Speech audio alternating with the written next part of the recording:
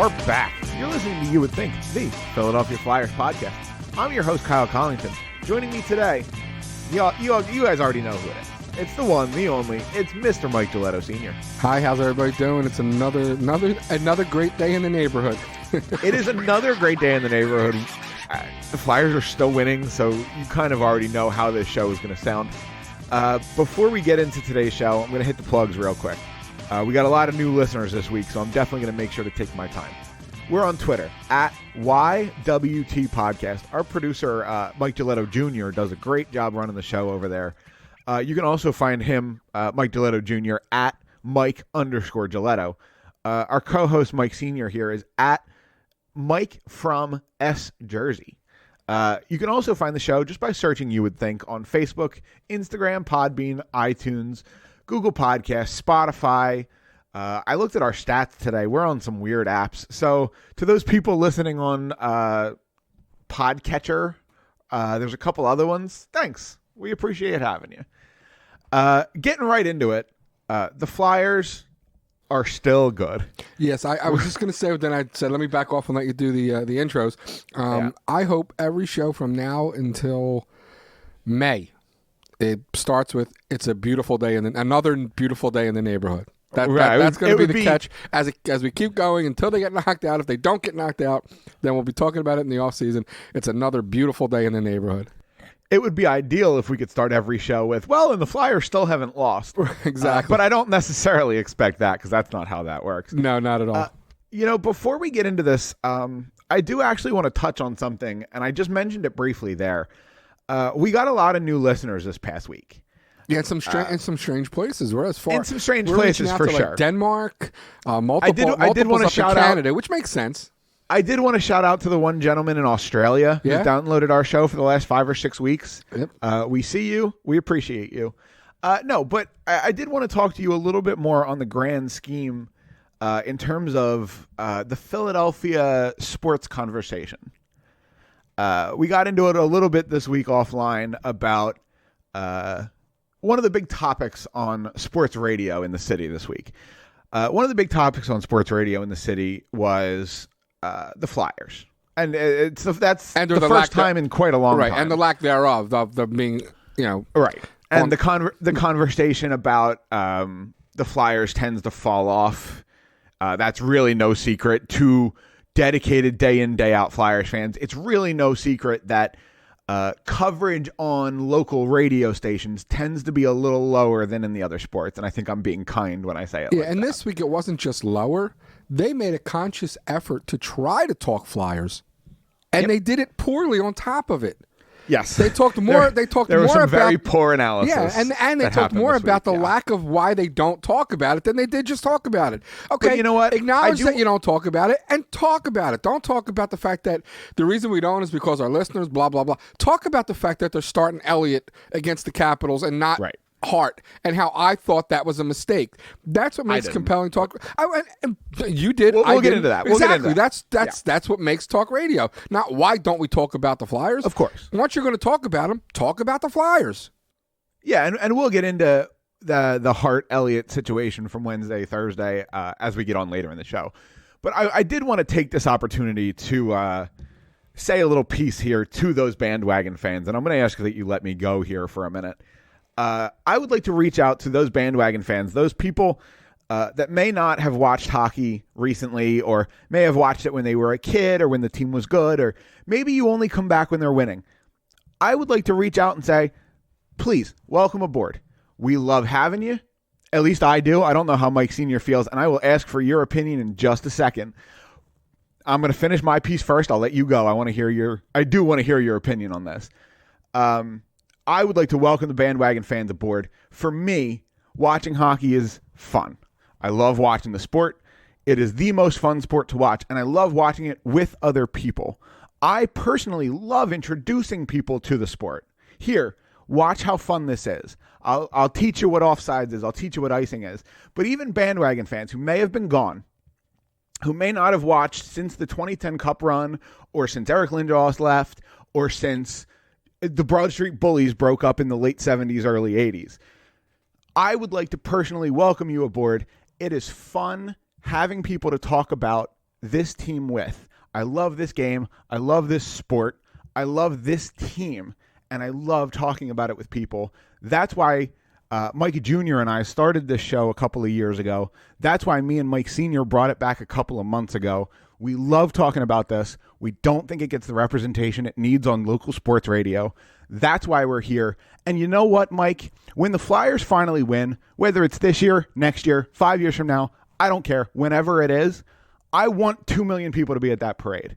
I don't want to go to a parade with 15,000 people from Reddit and Twitter who have followed the Flyers since 2003 and, you know, they're real fans and they can name every player on the roster. That's great. I want those people to be there. Those people will appreciate it more than the bandwagon fans, and that's great. And I'll appreciate it more than the bandwagon fans too.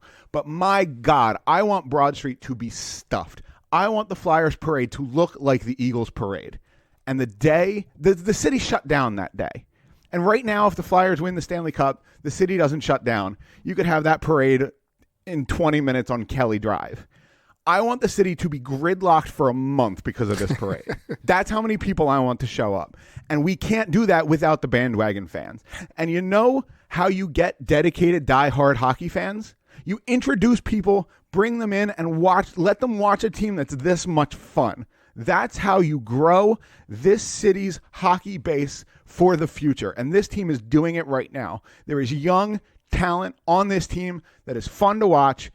Everybody join the bandwagon. Please come along. We love to have you here. I will see you on Broad Street in June. Go ahead, Mike. Tell me what you think. That was a solid 2 minutes.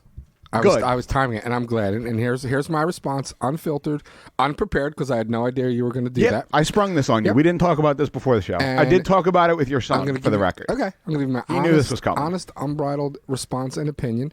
And I don't want to hear any pissing and moaning either way. No, I let you speak. It's your turn. This is what it is. I'm going to mute my microphone while you speak. We can do another 100, 200, 400 shows. Okay? And this may surprise you just a touch. You will probably never say anything ever that I will agree with more. Okay? Everybody welcome back. Everybody come on board. Again, I think there's a lot more than the casual fan that's coming back. I think you have hardcore Flyer fans who just didn't respect the product that they were putting out there, and I can't fault them for that.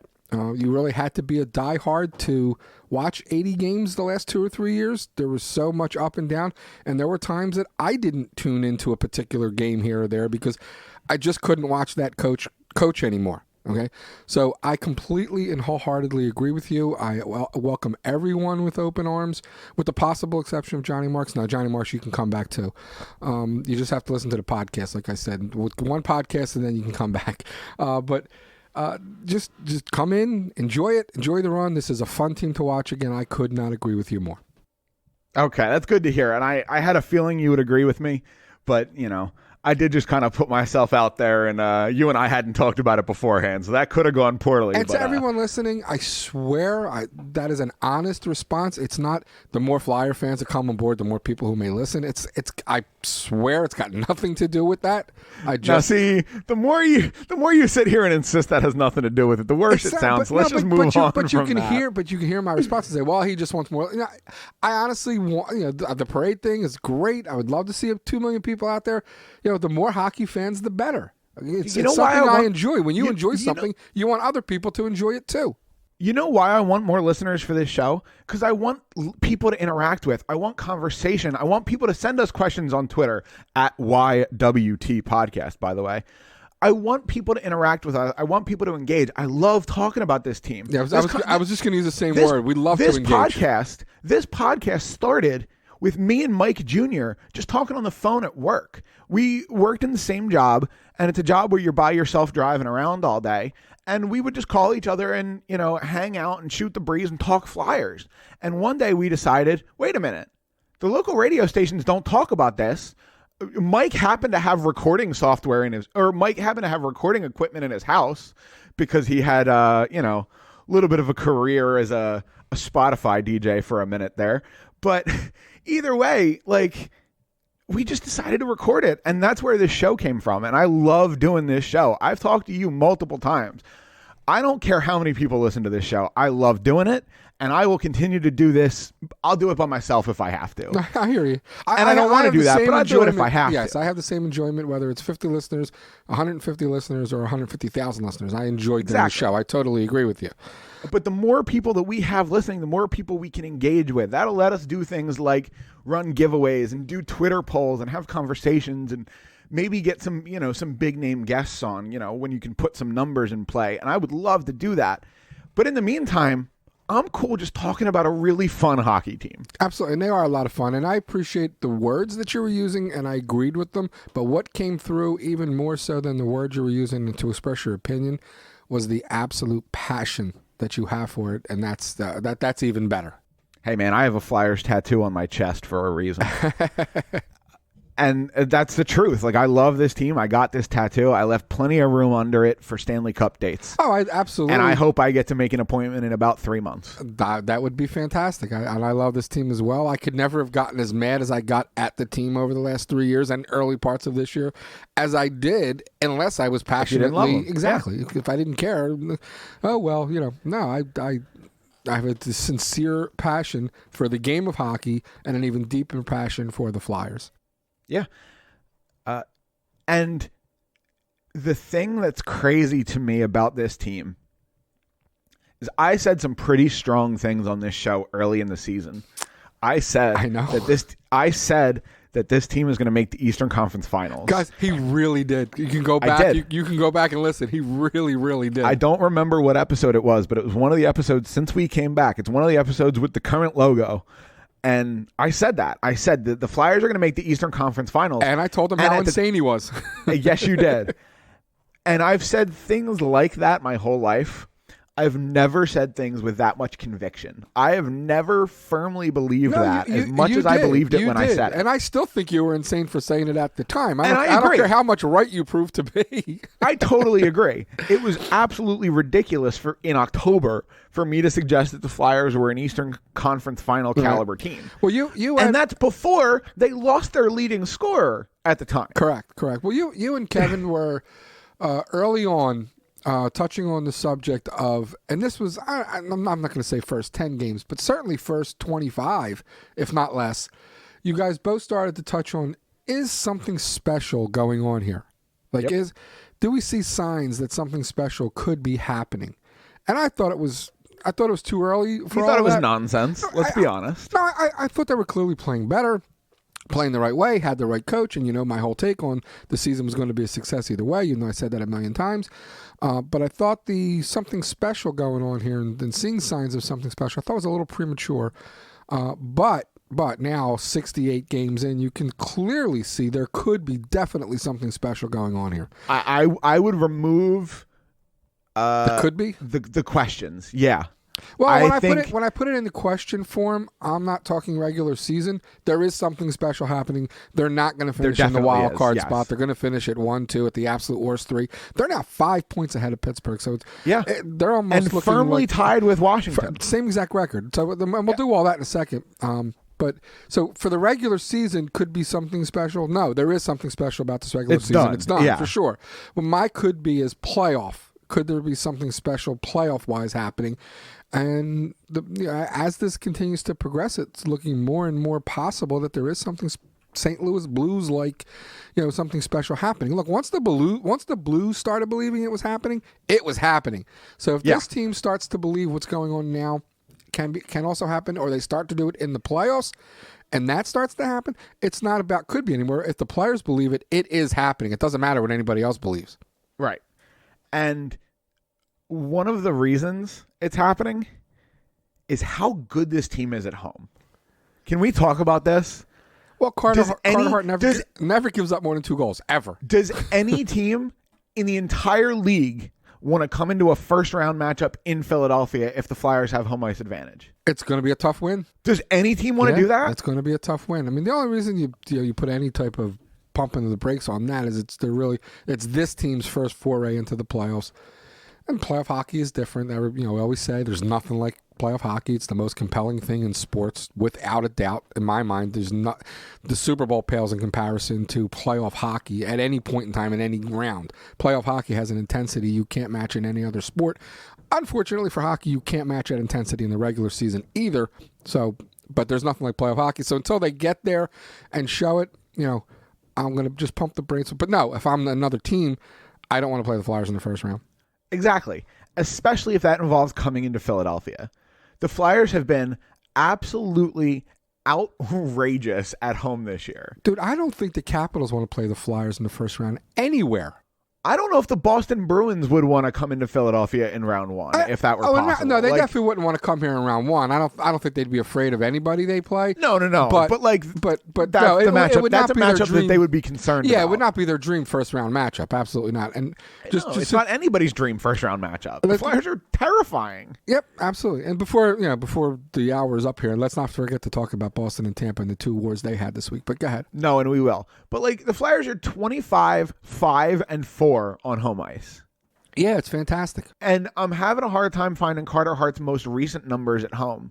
But as of February 29th, he was 18-2-2 with a 167 and a 941, and he's been good in the 2 games since that update. Right, I was gonna say his goals against has to be under 2 because he never gives up more than 2. Every once in a while he'll give up 2. And then everything else is 1 and 0. So you do the math, and the goals against has to be well under 2. And if it's 1.68 a month ago, it can't be much more than 1.7 since, if not lower.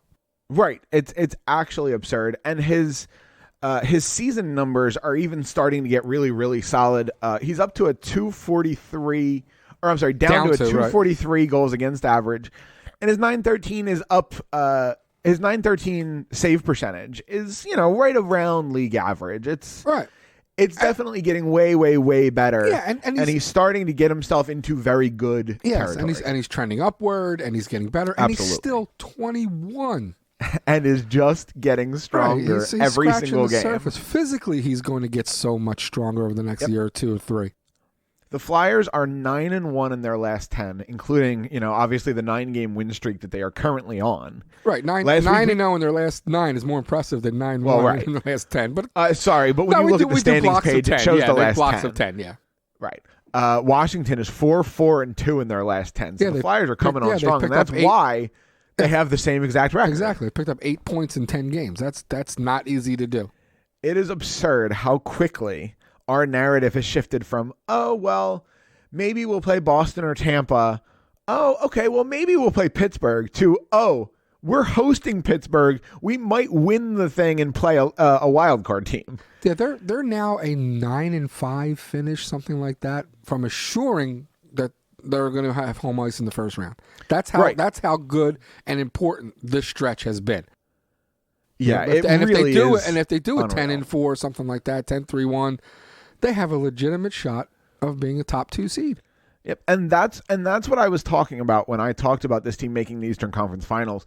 The thing that's crazy for me isn't that I predicted it; it's the fact that it's actually happening. It's the fact that I predicted this team's going to make the Eastern Conference Finals. Well, that's not happening. No, I know. I'm talking about the things that you need to have happen in order for that to happen are happening. I'll give you that. Well, one of the things I said during that conversation was that the Flyers were going to take a step forward this year, and they weren't going to be this mediocre team that we've seen for most of the last decade that finishes somewhere between 12th and 18th in the league. Sometimes they sneak into the playoffs and get knocked out in the first round. Sometimes they miss the playoffs, but it's fairly close. They've broken that mold for the most part. No, they've crushed that mold. And mostly what that mold was and what you saw was they would play great for 3 or 4 games and play crappy for 3 or 4 games, and over the course of a season play about 500 or maybe slightly better than 500 hockey. Maybe hit the playoffs, maybe miss the playoffs. And I think I finally figured out what was driving that, and that was the momentum of the team. Once the ball got rolling in a particular direction, the coaching staff and or players on that bench had no idea how to stop the ball from rolling, good and bad. So when it was rolling good, it just rolled. When it was rolling bad, it just rolled until it hit a bump and changed the roll, and something changed. This team, and it's one of the coaching things that you bring to mind and how much we love Vigneault, and there's a few other things, and there's something else I want to point out as well. This team doesn't play the roll the ball, play with the same stamina that they've played with because of emotion. They play the same way, up 2, down 2, up 5, down 3, tie game, first period, third period. The only thing that may change a little bit is they try to come out with that steady head in the first period, get the equilibrium, play maybe an even first period, and then steamroll you the second and third. That's been a constant theme. Not every game goes that way, but it's been a constant trend and a constant theme throughout their season. But it goes to the play the same way all the time. Not only does the team play the same way from game to game to game, and look, they're all human, and you have your ups and your downs, and you have the New Jersey games here and there. They lost 5-0. I'm not saying everything's perfect, but the goal going into every shift, every game, every week is to play the same way all the time, and they do that for the most part. Even from game to game, even from line to line. That's the biggest thing I've seen. Also noticed, the more success they have, the more you examine why and what's going on. The fourth line plays the same way the first line plays. And I don't necessarily mean territorially or in how much they score and whatnot, but the style of the game, where the players go, the system that they run. I know you're a big system guy. What they do. The fourth line does the same thing the third line does, the second line does, the first line does. They all play the same way, and that's all Vigneault. Yeah, I've been watching this team super closely for 10-ish years, but I've been watching the Flyers for 25 almost. Right. I've never, ever, ever, ever in my 25 years watching the Philadelphia Flyers ever described them as a consistent team. Correct. They've never had. Correct. And that's more than it's more than your boy Dave Haxtell. That's more than even Paul Holmgren. Like it for some reason it just goes deeper on an organizational level. The Flyers, there's never been a consistent team. Okay, well, and this team go ahead. Is insanely consistent. Absolutely. And again, when you hit the ice every shift, knowing what your coach is expecting of you and knowing if you don't play that way, again, you're not going to be successful every single shift. But your goal is the same every single shift, or you're not going to play. That goes a long way toward creating a team that plays consistent hockey. I can think on one hand the number of poor efforts this team has put forth this year. That New Jersey Devils 5-0 game. And I don't even think that was a poor. I don't even think that was a poor effort game. But go ahead. They played poorly. When you lose to the Devils, it's an effort issue. It has to be. I disagree, but it's not a skill issue. issue. Look, the other team's still an NHL team. You can lose games to NHL teams without not trying. You can play poorly even if you're trying. But right. Either way, there's that that doesn't game. Change your point. Go ahead. Right. There's that game. There's the Pittsburgh 7-1, 7-2 game. And then the Islanders game that was right before after. They were the two-game back-to-back. I will never forget those two games. Absolutely. And that's about it. That is it. A little bit of issue on the West Coast road trip, but there are reasons behind that. The Oscar diagnosis, et cetera, et cetera, et cetera. There was a lot going on that trip. And even those, and look, Pittsburgh just went out and had the same trip Kevin brought up last week. And they played a couple of great games. Yeah, and I don't think that 4-1 stretch, I don't think was a whole lot of lack of effort either. I agree. Play poorly and be trying. There were a couple of poor efforts in there. And look, I agree. And you play 82 games, you're not going to have 8-2 stretches every 10 games. You're going to have a stretch. The number is less than 5 for poor games the Flyers have had. Absolutely. And that's why we're so happy and so excited about this team. And that's supremely exciting. Yeah. Another coaching issue, which I said I was going to mention while it's in my head. I was looking this morning, and you dig a little deeper. Give me your guess, what is the Flyers' leading penalty minute player? Who has the most penalty minutes? And more importantly, not who, but what's the number? How many penalty minutes does the Flyers' penalty leader have? I don't know this answer. I'm going to guess the Flyers' leading penalty minute getter is going to be JVR with 38. The number is almost right on the money. The number is 39. Okay. Do you know how low that is? It's very low. I mean, that's insanely low. It's actually of all you see that across the NHL. It's Farabee. And honestly, it's Farabee of all people. But it's Farabee. Okay. But the number 39. They don't have a player with more than 39 penalty minutes. Nope. And in years past, you would say that's a problem. But you know what? They also don't have a player with more than 25 goals. Right. No, they don't have a player averaging a point a game. There's so many statistical things. But the 39 penalty minutes. The reason I bring that up is, again, it's all coaching. This team, yes, they can kill penalties, but that doesn't mean okay, you play the game in a way that you can now be more aggressive and take more penalties because we can kill them. No, there's clearly a plan in place to take as few penalties as possible. And that's, again, goes back to coaching. The guy's just done a tremendous job. And it's thankfully, finally, he's getting some mention around the league as a Coach of the Year candidate. Finally. It took way too long. It shouldn't have had to take a 9-game winning streak for it to happen, but that's what it's taken.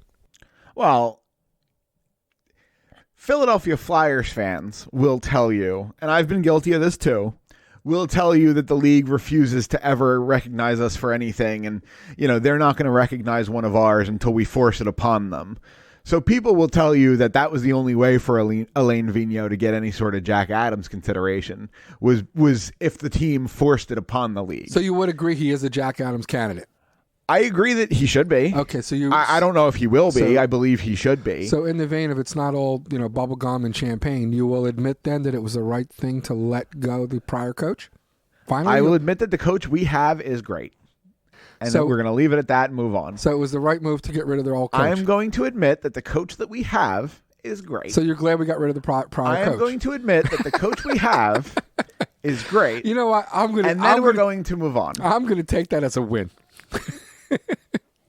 Either way, I'm going to take it as a win. But and at your request, we'll move on. I want to ask you a question that I asked you a couple of weeks ago. Yes, and it's a different answer now. A couple of weeks ago, I asked you who you would like the Flyers to play in the first round of the playoffs. Now, with the Flyers tied for first place and more options open, right? We're not looking at Boston and Tampa and Washington. No, we're looking at maybe Pittsburgh still, or like Columbus, Carolina, one of those teams. So now what are you looking at? Well, let's have two different conversations. I certainly don't want Pittsburgh to catch Washington. And the likelihood of that happening, I think, is small anyway. I agree. But I think Pittsburgh is going to be in that 2 or 3 seed. So it's either going to be I think the Flyers and Washington are going to end up 1-2. I agree. So I think Pittsburgh's going to be in that 2-3 no matter what. Well, they're not going to be 2. That's what I'm saying. They're going to be in 3. No, but either way, they're going to be playing that 2-3 matchup. Oh, they're going to be playing in that matchup. Right. I'm sorry. And I have no problem with Pittsburgh in the first round. I'm not saying we have to win. I'm not saying we're a lock to win. I'm just saying I have confidence that they can win and would win. I think our goaltending going into that series is clearly better. Their defense is clearly not very good. Our defense is clearly better. And if you can put a modicum of restraint on Crosby, you can actually beat them fairly quickly, I believe. You know what? I'll say it. I'll take Hart over Murray at this point. Oh, absolutely. Or Jari or whoever they start. Absolutely. I mean, based on their season, 100% for sure. And I would like to clarify what I'm saying. Right this second, with how they are playing recently, that is not a long-term. You know what? Yeah, it is. Oh, even long-term. I'll take Carter Hart. Yeah, if you told me you could have either goalie for the next 6, Matt 7 Murray years, can bite me. And you have to keep that one for the next 6 or 7 years, I'm still taking Hart, even with Murray's 2 cups. Yep. But again, going into that series, I feel fairly confident that they can win that series. Again, they're not a lock. They have Crosby. As long as they have Crosby, they're always going to be a challenge. Of course. That's fair. Now, let's assume we catch Washington and we're 1. Who would we rather play of the 3 or 4 potential 7-8 seeds out there? And that's a more compelling conversation because there's so many differences in those teams. I would prefer either Columbus or Carolina for vastly different reasons. Yeah, let me give you the little breakdown here right now. I'm looking at it. The New York Islanders are currently in the first wild card spot. By the way, the Flyers will play the first wild card team because the Boston Bruins are not getting caught. They'll play the second wild card team, and that's fine. So in that first wild card spot, currently is the New York Islanders. 67 games played, 79 points. And they're no mortal lock to even make the playoffs or be in that 7 seed. And I would like to. That's the one team I would like to avoid. I agree. Barry Trotz in the playoffs is with the way they play. Right, they play the way they play, and the way the refs call playoffs and the penalties. Right. Yeah, they play playoff hockey, and that's problematic for the Flyers. They both play that. The first order of business is not to give up a scoring chance, and then we play out from that. They both play that. I think style. We see a whole lot of 2-1 games in that series. Yeah, I think that's true. And I don't think that's a bad thing for the Flyers. No, I'm not saying they can't. But from an entertainment standpoint, I would prefer to watch them play a team that's a little more high octane, and they can go back and forth a little bit. And nor am I saying we can't beat the Islanders. We absolutely can beat the Islanders. Would be favored to beat the Islanders, and I'd be very confident going into the Islanders. I would be more confident if they were playing the goalieless Carolina Hurricanes. And I think and he can't score a goal Columbus Blue Jackets. I'd be more confident. We'll get to those teams in a second. We're going to run through these teams, the second team on that list is the team you just mentioned. 69 games played, 79 points. The Columbus Blue Jackets currently have the second wild card position and would face the Boston Bruins if the playoffs ended today. I would have no problem facing that team. No. Plus, you get to look at Tortorella for 5, 4, 7, you whatever know what? games. And he's always fun. He's always entertaining, no matter what. When you get to see him 2, 3, 4 games in a row, exactly, he really has fun with it. The off days, he never shuts up. Right now, he has less fun when his team is down 3-0. Correct. Or whatever the case may be. And hopefully that would be the case. But you're still going to hear from him. You're going to hear from. You're going to hear all the reasons why they're down 2-0 or down 3-1. You will definitely hear John Tortorella's opinions, and if any of his players are having bathroom issues. You remember that story, right? Absolutely. Yeah. That's why I'm laughing. The third team here is the Carolina Hurricanes. 66 games played, 77 points. Dude, I know you said they don't have a goalie, and you're right. I don't want any part of Carolina in a first-round series, man. They're the best team of those three, for sure. I agree. Defensively, now, forwards, they're play, coach, right now. love Brindamore. But they don't have a goalie. They're like not even a bad goalie. They don't have. They're they might call a dude from Toronto back up and say, come play. They don't have a goalie. But they have time. I believe Reimer and Mrazek are both going to be healthy by the playoffs once they get there. Okay. But either way, neither of those guys is really a playoff goalie. I get what you're saying. Even if they're healthy, they still don't scare me. Mrazek's, how good he was playing early in the season was the anomaly. So I have no fear of him in the playoffs. And then the last two teams that are kind of in it here are the Rangers and the Florida Panthers. Both of them have 68 games played, 76 points. So they're both chasing with a couple extra games played. It's going to be tough for either of those teams to make it. Yeah, and those two I think would both be a dream matchup in the first round. We just showed you how what we can do to those two teams. They were both. I think Florida's got a better shot of passing Toronto for the third spot in the Atlantic. Probably than getting either of the wild card spots, just based on how many teams they would have to jump. But we just played both of them in a back-to-back with them both fighting for their playoff life, and we smoked them 2 games in a row. Both teams. So I'm not, again, it's hockey. You play it against sports. You play the game because anything can happen. But I'd be supremely confident going into any Florida Rangers series. Yeah, but you talk about goaltending, and both of those teams have goaltenders who are capable, if playing well, are capable of stealing games or even series. Yeah, they do. They do. But Bobrovsky's had a poor season, but he's been much better since January 1st. And the Rangers, like Henrik Lundqvist, can't even get on the ice. Right. Like he can't even get in the game because their other 2 goalies are both doing so well. So I understand what you're saying, and I agree that I would feel supremely confident with the Flyers playing either of those teams in the first round. Yeah, if they lost either one but of at those the same teams, time, in terms of dodging a matchup, I would love to dodge the matchup with Sergei Bobrovsky in it. You know what I'm saying? Would you rather play Bobrovsky in the Panthers, or would you rather play the Islanders? Well, I'd rather play Columbus. No, Carolina. that wasn't my question. I think I'd rather play the Islanders. Really? Yeah, because see the Islanders' system and the way they play. You know what? It's different. Their goalie almost doesn't matter. Right. I would rather play the Panthers over anybody, then the Islanders, then the Rangers. Out of those 3 teams. You just told me you'd rather play the Islanders than the Panthers, didn't you? I don't know. Okay. Well, I was talking about both those teams. Okay. And they're different. The Rangers are younger. They're faster. I think they're more dangerous in a playoff series than Florida is. But Florida has Bobrovsky, and I think Bobrovsky can steal games more than maybe the Rangers goaltending can. Look, so they definitely both have pros and cons. The only series where you would predict the Flyers in 5 is Columbus. I mean, everything else you're going to predict them in 6, and there's nobody. Flyers in 3, and there's nobody you can play in the first round if you finish at 1. There's nobody you can play in the first round where you're not going to be predicted to win. The only possible series matchup that you may not be picked to win is if you finish 3 and you're on the road to Pittsburgh. Because I think if they finish 2 and they're home to Pittsburgh, I still think most people are going to pick them to win.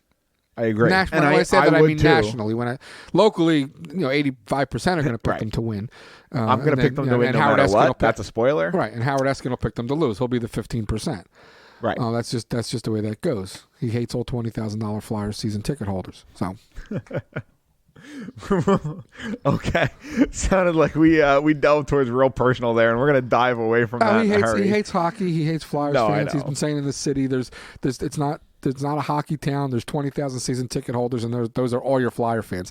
And he's it's crazy how the station stopped talking about them when he got up into management. Isn't that wild how that happened? Right.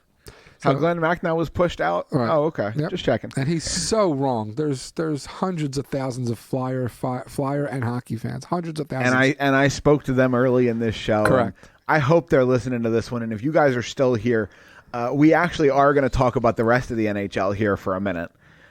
So for those of us that like the whole league, here's a little bit of an update for you guys around the league. Maybe people that weren't paying attention all season. How about that? The Boston Bruins are really good at hockey. Yep. They have 98 points. They're almost at 100 points, and they still have 13 games to go.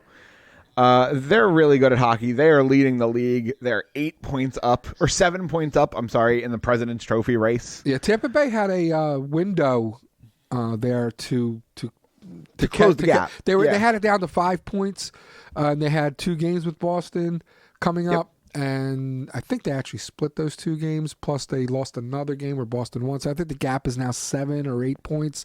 Very unlikely that they're going to catch Boston.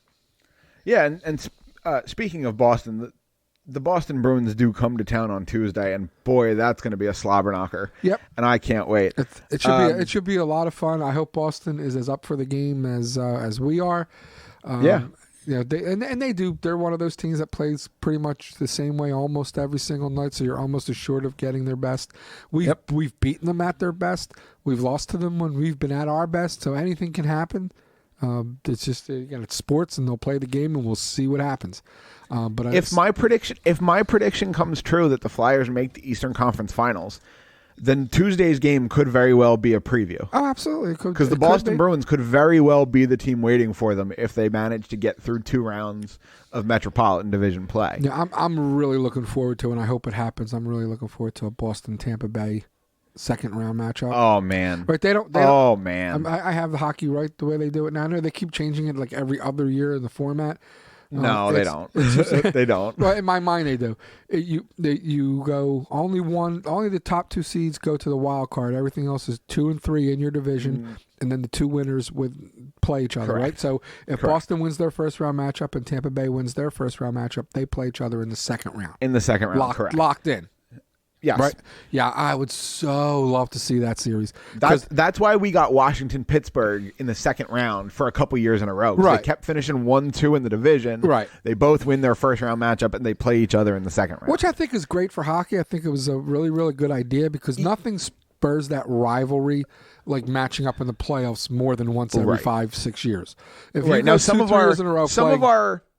our listeners might not have watched hockey since the playoff format changed. So just real quick, how it works is the top 3 spots in your division make the playoffs guaranteed.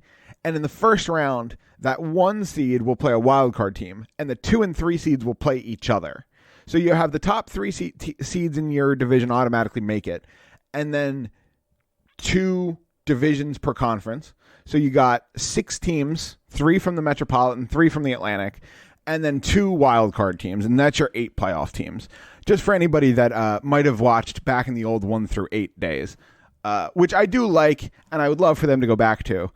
But I do also enjoy the rivalry structure of the current system. How you're guaranteed to play a divisional team in round 2, and that drives rivalries for sure. Quite possibly the best thing the NHL has done for the long-standing health of the league as far as creating those rivalries. Probably the best thing it's done in a long time. You know what? I'm going to go ahead and agree with you. And that's something that doesn't happen very often on this show. But I've said that a lot. And I understand, that a lot of people miss 1 through 8, and a lot of people want it to go back to 1 through 8, because then you get less stupid stuff like better teams missing and like the whole thing. Like that third Atlantic spot might end up with fewer points than the wild card. So it's just like one of those weird things that could happen. But like every sport has those. Right. Like a couple years ago, the Seattle Seahawks made the playoffs at 7-9. Right. Like it just happens. Our last 2 playoff appearances in the last 5 years were against Pittsburgh and Washington. I only remember them because they were against Pittsburgh. Divisional and teams, yeah. If they played Toronto, you wouldn't really like. Yeah, it was a playoff series. I'm sure you watched it and had fun, but it's not the same. And I'm a hockey fan. I also remember Toronto blowing the series 3 years ago or 4 years ago to Boston. Well, they've done it a couple of times. They did it in 2013, and then they did it in 18 and 19. They completely blew the series the one year. They had Game 7. They had a 2-goal lead with 2 minutes left and lost the game. I think that was 2013 when they were up 4-1 in the third period. Yeah. Just god awful. And Leafs fans love talking about that, so we could just talk about that as much as possible. And they've played them 2 or 3 times since then. Yeah. So that's a great thing. I mean, and it's the rivalry. Toronto rivalry is fantastic. Absolutely. And in anticipation of a Boston-Tampa Bay matchup this year, the 2 games that they just played were all-out wars. If you watch those games, we're fortunate enough to have seen those games. It's as close to playoff hockey as you're going to see in the regular season. They both know for all intents and purposes, their ability to win the Stanley Cup goes through each other. Yep, the other exactly, city. Absolutely, exactly. And they hit. There might have been 100 hits in the second game. Yeah, because there were like 80 in the first game, and neither team was willing to give an inch, and they just hit and hit and hit. It was great. And these are teams whose playoff spots are essentially secured. Both teams can basically coast at this point. Correct. No, it was total send a message. Come April, we're going to be here. This is how it's going to be. Both teams were attempting to remove a chunk of flesh. That's for sure. Correct. Exactly. They were attempting to take their trophy. That's one of my favorite sayings. You can lose a game, but you better extract your pound of flesh. And both teams did their absolute darndest to do that. Absolutely. And they did. And those games were absolute slobber knockers. Yep. I would say if you're not a Flyers, absent being a Flyer fan the last 2 weeks, for this past week, if you are a Tampa Bay fan or a Bruin fan, you had the best week in hockey other than Flyer fans. Yeah, for sure. Just from an entertainment standpoint. But you know what?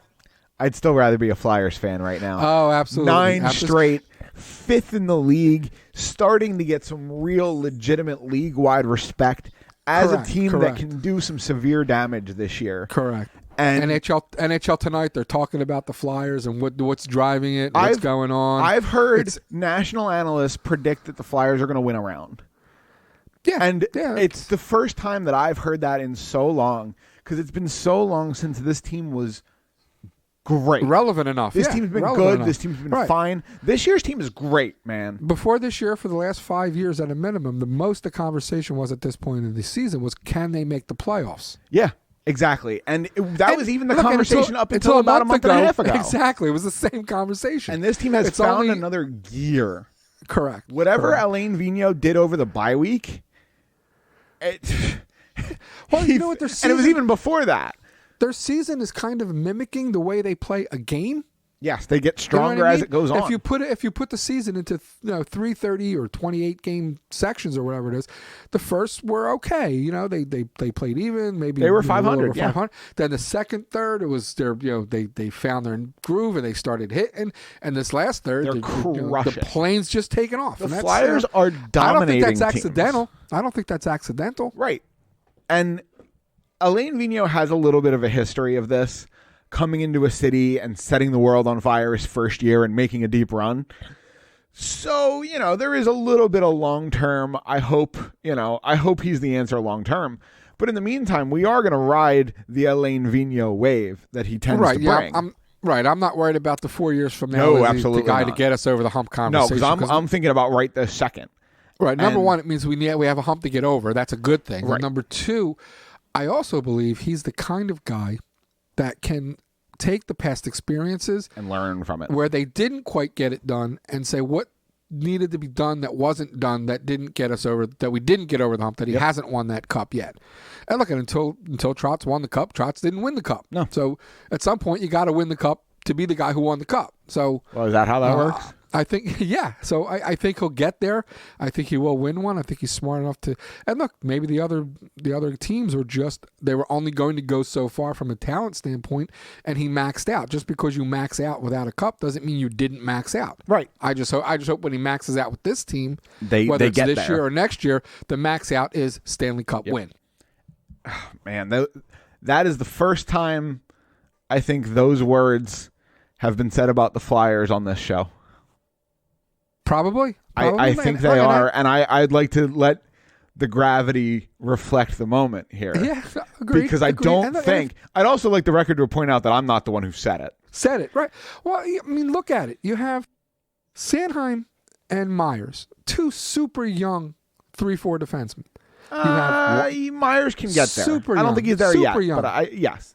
Oh, he's playing as 3-4 right now. Yeah, but I think in an ideal role, I think he'd probably be your 5. But I think he's been very good as the 4 this year, for sure. I think if he continues to progress, there's no reason why you wouldn't love having those two as your 3-4 That is guys. how progression works, yes. Right. Your 1-2, you can't ask any more of them. None. And Provorov is still learning, still getting better. Yep. He has more points than I think 9 Flyer forwards. I mean, that's how good a season he's having. That's about right. So if they're and you're starting to see in his game, and I think again Vigneault deserves a lot of credit, and the coaching staff, which is a deep coaching staff, deserves a lot of credit for getting him into that defenseman of the year stratosphere. Right. If there's one more gear for him to hit, he's going to be in those conversations. Then you look at how deep the forwards are and how young some of the forwards are. You still haven't gotten anything out of Patrick. If he comes back, if Oscar fortunate enough to come back, Hart's 21. I mean, how is this team not doing anything other than trending up? And look at where they're trending up from. They're not trending up from a playoff spot. They're trending up from tied for first in the division. Yeah. And trending up. So how do you not think over the next 3, 4, 5 years we're going to compete for the Stanley Cup? Right, exactly. I just don't see how you don't think that. And the thing I'm the last guy. I know. I actually came on the show thinking today I would actually pump the brakes a little bit, but you haven't said anything that's made me pump the brakes. And I do think there's not much to say. And the fandom is getting a little too excited a little too quickly. I'm guilty. Okay. There's again, I just went through every reason in the world to be optimistic in the next 3 to 4 to 5 years that we're competing for the cup, and I think we will be.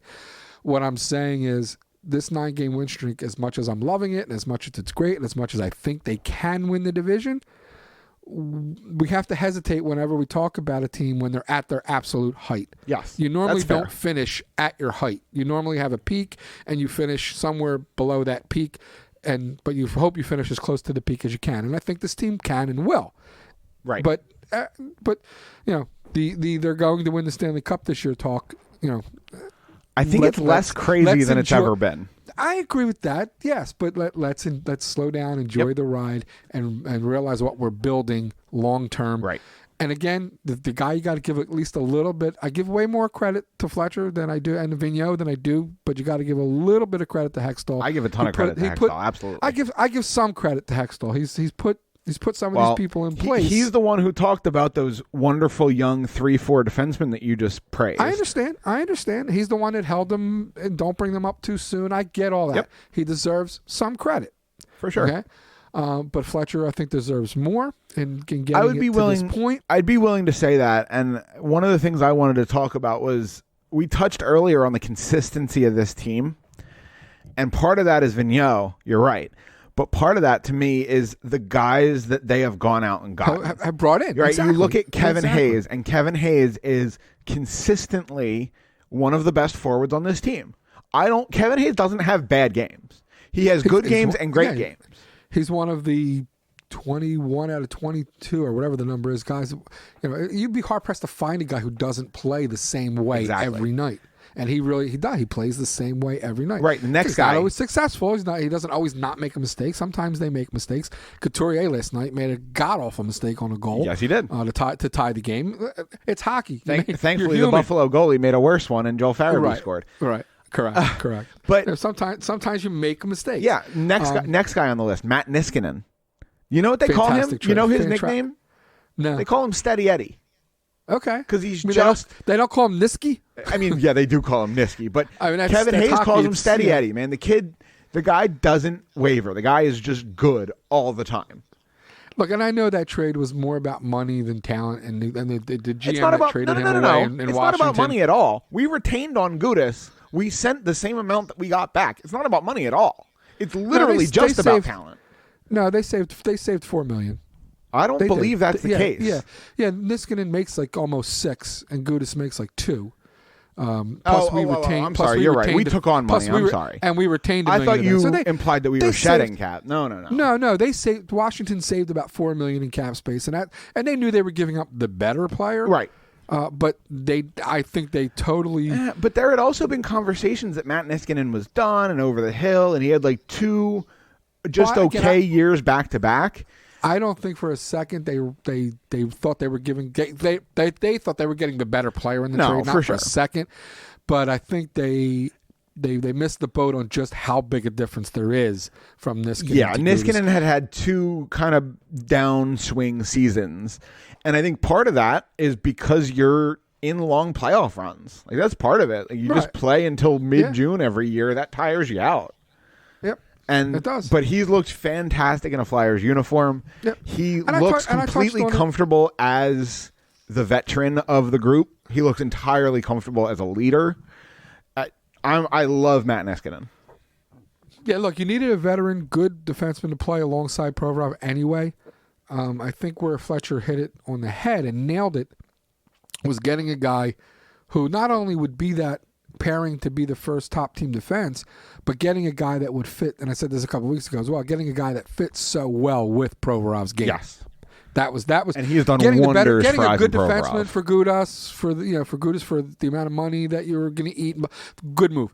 Getting a guy that fits so perfectly with Provorov, was the genius of the move. Matt Niskanen is like if Ivan Provorov ever wins a Norris, which is something you alluded to not too long ago here, right? If that ever happens, the first person he thanks should be Matt Niskanen, right? Because Ivan Provorov was always going to be a very good defenseman. Matt Niskanen is showing him how to be a great defenseman. Yep, absolutely. And look, and there's never anybody, there's no defenseman who ever wins the Norris whose defensive pairing is an average everyday guy. Right. You know, when Mark Howe was winning it, he was a plus 85 for the season, which is an insane number, but he actually was. He actually was an plus 85. McCrimmon was a plus 79. Yeah, part of that is just being along for the ride, but his game meshed so beautifully with Howe's game that he enabled Howe to be Mark Howe and win those Norris trophies. If he was paired with Brad Marsh, he probably doesn't go plus 85 and is probably not a Norris winner for multiple years. Doc Brown, it's 2020. Look, if you're a Flyer fan, you know Mark Howe. Sure. Okay, we don't forget our last Norris Trophy winning defense. But speaking of a little time travel, I did actually want to mention the fact that we haven't really talked about this week's games at all. Correct. I mentioned on last week's show that the Flyers had a bit of a tough schedule coming up and that it was 3 weeks of basically nonstop playoff teams. Right, and you know what? The Flyers went 3-0 this week and gave up a combined 4 goals. Right, and this is how good they're playing. Yeah. Their last 2 wins. You know what? 3-1. The Buffalo game? They didn't even play that well. The Buffalo game on Saturday night was a poor game. Yeah. Flyers shouldn't have won that game. If they're playing Washington or Carolina or Boston, Tampa, Minnesota, Edmonton, any of the other teams that they're playing coming up, if they had played them on Saturday night, those teams would have kicked the Flyers' teeth in. The Flyers got lucky that their poor effort came against Buffalo.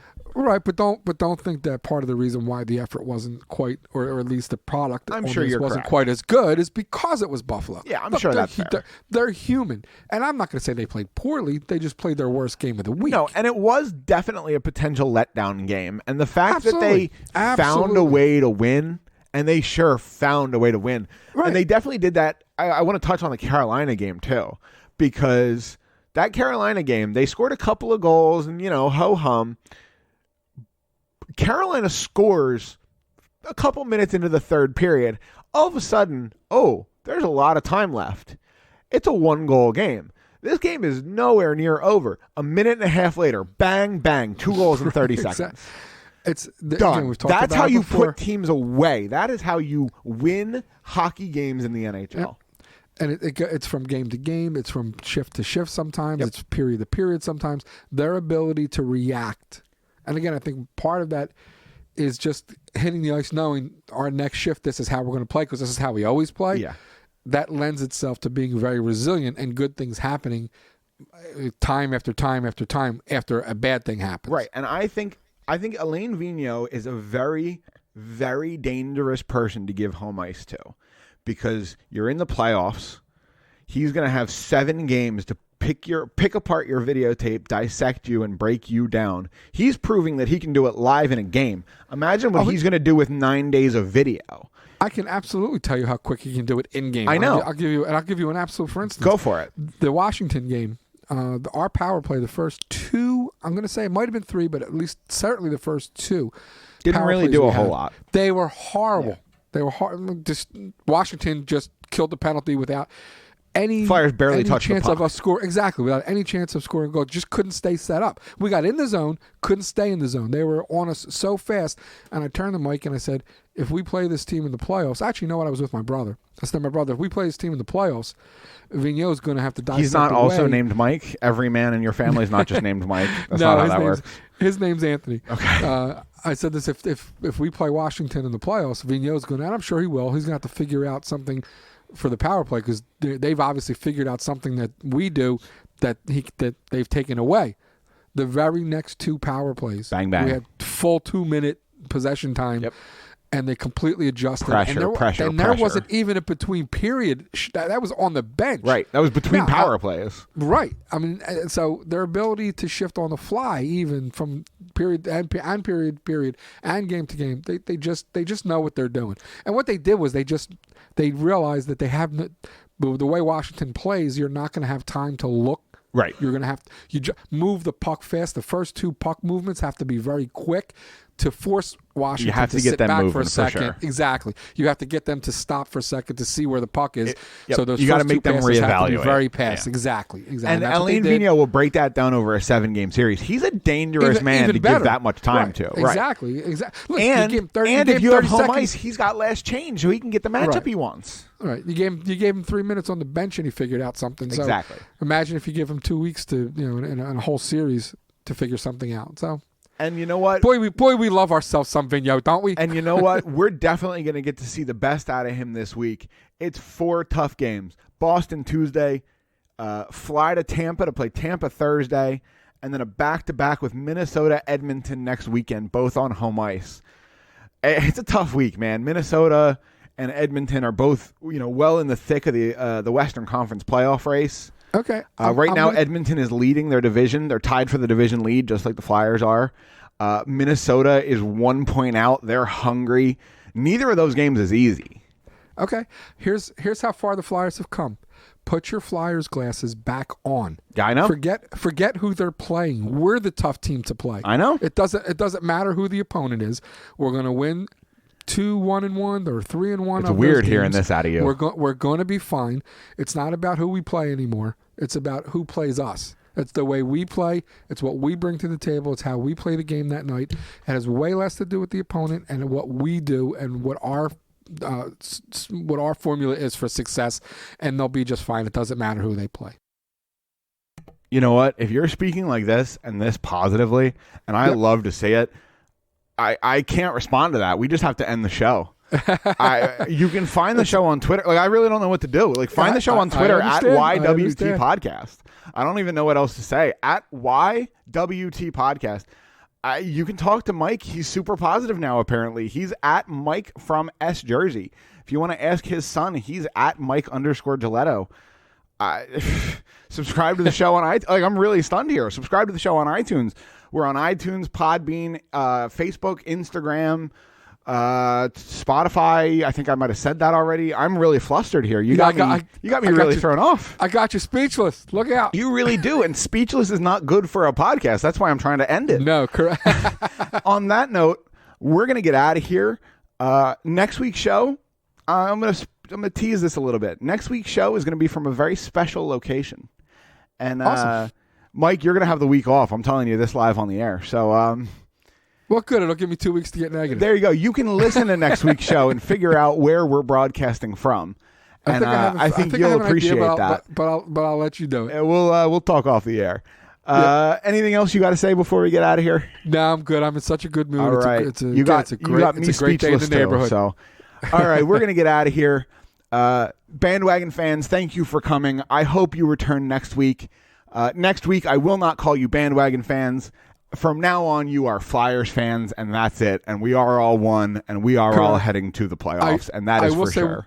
And I will just say one last thing, Bandwagon fans, if you're going to jump on, please stay on. Please stay. We love hockey. Exactly. Here we are. We love to have you. You're Flyers fans now, and you are welcome as long as you would like. Just once you jump on, stay on. You're welcome as long as you would like, and we'll see you next week.